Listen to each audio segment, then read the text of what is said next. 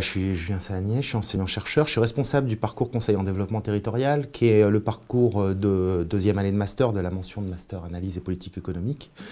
Alors le parcours CDT, c'est un parcours sur 15 mois qui est ouvert uniquement à l'alternance et qui prépare au métier du développement territorial. Avec les différentes lois de décentralisation, les collectivités territoriales ont vu leur portefeuille de compétences s'élargir considérablement, créant d'importants besoins en maîtrise d'ouvrage, en assistance à maîtrise d'ouvrage, en maîtrise d'œuvre sur les projets de territoire qu'elles portent. Alors ces projets, ils sont divers et ils touchent au développement économique, à l'attractivité des territoires, à l'aménagement du territoire, à la cohésion sociale ou encore au développement durable. Et ils impliquent de nombreux acteurs, des décideurs publics, des entreprises, des administrations et puis bien évidemment les citoyens qui vivent sur ces territoires. Et pour mener à bien ces projets, les porteurs de projets, les territoires, les collectivités ont besoin de compétences variées pour établir des diagnostics territoriaux, pour construire des stratégies territoriales, pour animer, piloter ces projets une fois qu'ils sont en marche, et les évaluer et puis accompagner au changement les parties prenantes. Et donc le master conseil en développement territorial, le parcours conseil en développement territorial est construit pour répondre à ce besoin. Il est construit de façon à apporter à la fois des connaissances de niveau théorique et l'alternance permet de passer sur ces compétences, d'acquérir ces compétences aussi par des mises en situation professionnelle, et ce qui nous permet de former des développeurs des territoires compétents. La recherche d'apprentissage pour le parcours conseiller en développement territorial, c'est quelque chose qui se passe assez facilement. Tous les étudiants trouvent facilement des contrats d'alternance, essentiellement des contrats d'apprentissage, assez peu de contrats de professionnalisation du fait du secteur en fait. Les étudiants sont accompagnés très tôt, dès leur arrivée et un peu en amont dans leur recherche. Ils sont accompagnés par les enseignants. Les intervenants extérieurs, nous avons beaucoup d'intervenants professionnels qui apportent leur réseau professionnel. Ils sont mis en relation avec les réseaux d'anciens, les anciens employeurs, les anciens étudiants, et puis ils sont aussi aidés et appuyés par la structure de l'IAE. Et donc c'est assez facile pour eux de trouver ces contrats. Une fois qu'ils ont trouvé, durant leur alternance, nous, on a un mode de suivi qui est fondé sur un référentiel de compétences. Donc on a un livret qui met en miroir les missions qu'ils ont effectuées et les compétences qu'on a identifiées, dont j'ai parlé juste avant, qui est essentiellement d'ailleurs un référentiel de compétences professionnelles porté par la RADEL. Tout du long de leur cursus, en amont, on les voit pour qu'ils se positionnent déjà sur les types de compétences qu'ils ont déjà acquis antérieurement à leur parcours, à leur deuxième année de master, ce qu'ils souhaitent aussi acquérir dans le cadre de leur projet professionnel. Et ensuite, tout du long de l'année, on regarde comment les missions, les tâches qu'ils effectuent dans leur alternance permettent d'acquérir les compétences qui sont nécessaires à remplir déjà leur mission, les exigences du diplôme, que nous avons identifié que la RADEL porte, et puis aussi en accord avec leur projet professionnel. Donc ça donne lieu à plusieurs points de rencontre. Voilà, qui ont souvent lieu sur le lieu d'apprentissage pour la plupart d'entre eux.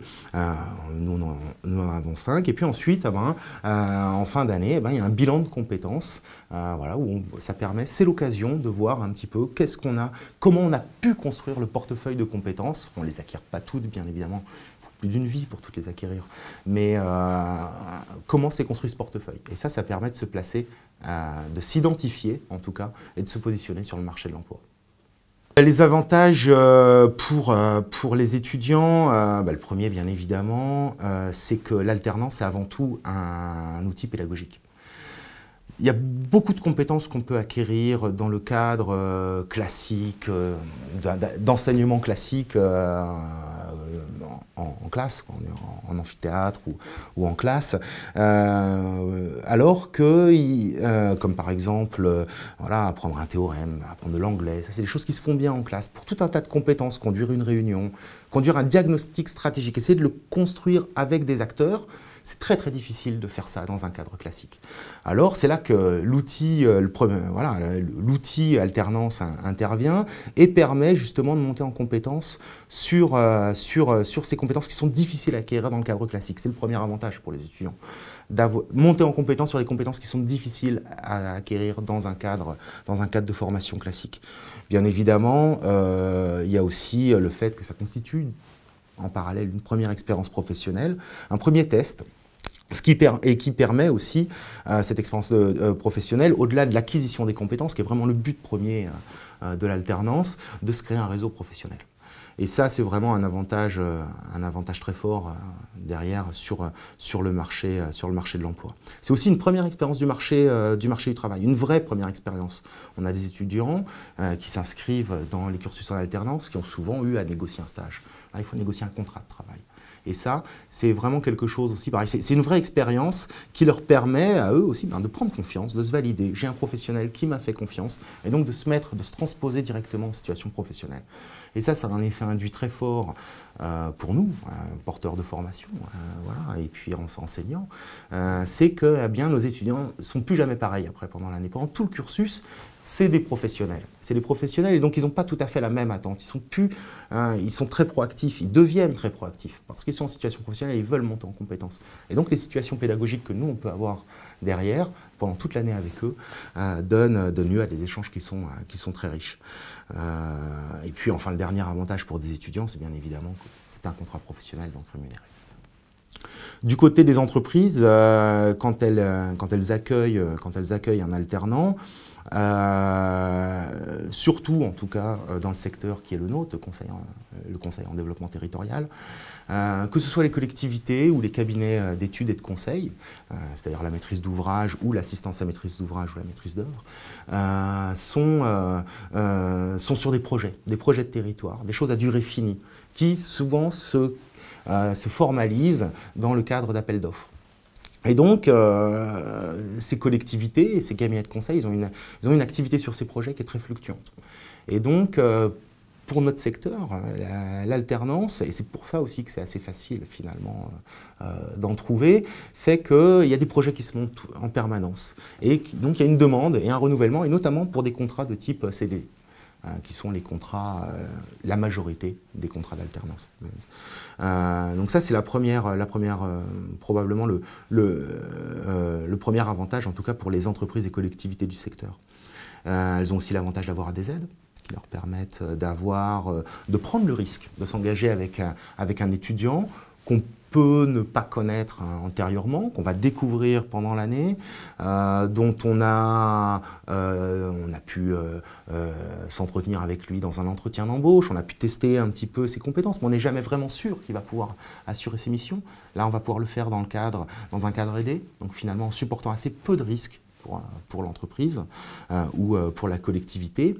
Et puis dans la perspective aussi d'avoir une année durant laquelle on va pouvoir tester un salarié, éventuellement le former à des outils précis qui sont développés dans le cadre soit de cette collectivité, soit dans le cadre de ce cabinet de conseil, et donc quelque part de pouvoir aussi participer à la formation pour avoir derrière des perspectives d'embaucher un futur collègue de façon pérenne, en dehors du cadre de la formation, sur une plus longue durée, sur des objets très précis de l'entreprise.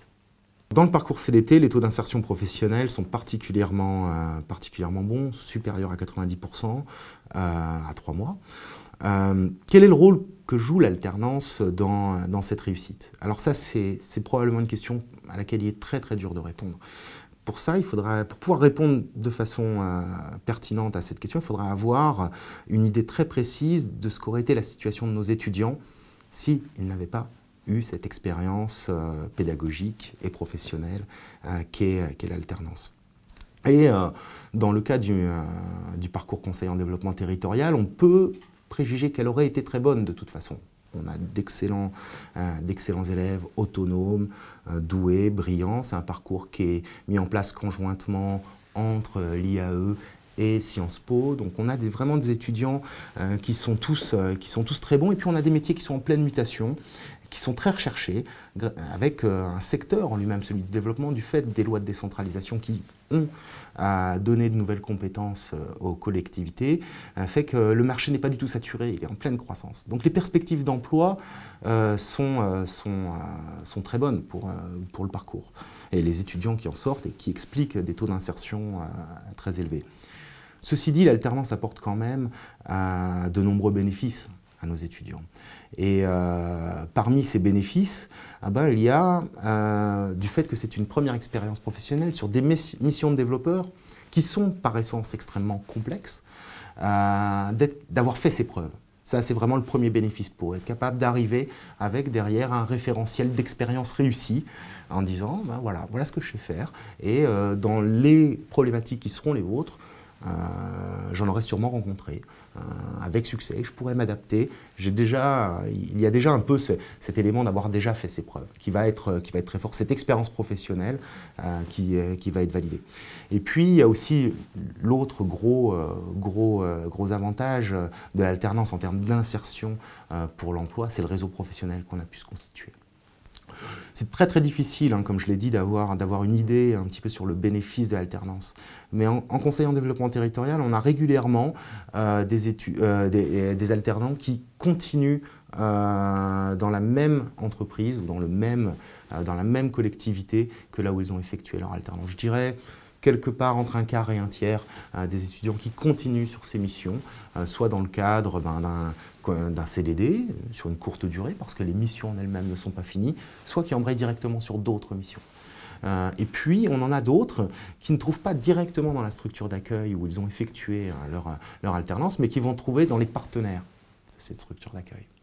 Et ça, c'est la constitution du réseau professionnel. Ils ont réussi à susciter la confiance et l'intérêt d'employeurs en montrant par leur activité qu'ils étaient compétents sur le job.